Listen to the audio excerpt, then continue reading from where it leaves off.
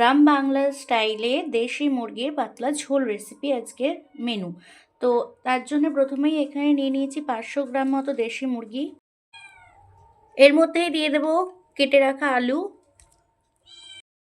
তারপরেই দিয়ে দেব কুচিয়ে রাখা পেঁয়াজ, তারপর দেব কাঁচা লঙ্কা। এখানে আমরা রসুন, আদা আর কাশ্মীরি লঙ্কা বেটে রেখেছি, সেটা অ্যাড করব। গুঁড়ো, পরিমাণ মতো লঙ্কা গুঁড়ো দেব, নুন দেব, সর্ষের তেল অ্যাড করব, গোটা পাতিলেবুর রস দেব।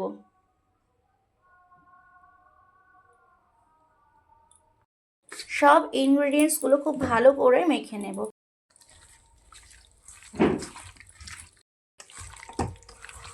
এরপর আমরা তেল গরম করে নেব, গোটা গরম মশলা অ্যাড করব, কুচিয়ে রাখা পেঁয়াজটা দিয়ে দেব।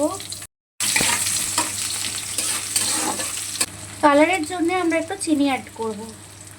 ম্যারিনেট করে রাখা মাংসটা অ্যাড করে দেব। এরপর খুব ভালো মতো করে কষিয়ে নিতে হবে।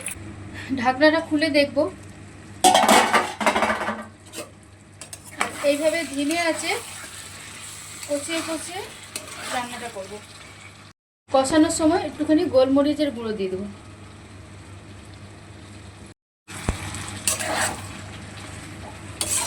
এরকম ভাবে আমরা 20 মিনিট মতো সিমেই রেখে দেব।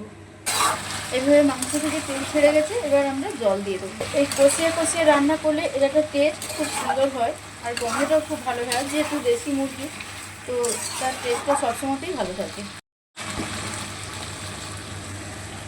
গরম জল দিয়ে দিয়েছি, দিয়ে এটাকে ঢাকা দিয়ে দেবো। তো দেশি মুরগির পাতলা ঝোল রেসিপি আমাদের কমপ্লিট হয়ে গেছে। রেসিপিটা যদি ভালো লেগে থাকে তো লাইক, কমেন্ট, শেয়ার, সাবস্ক্রাইব করবেন। ধন্যবাদ।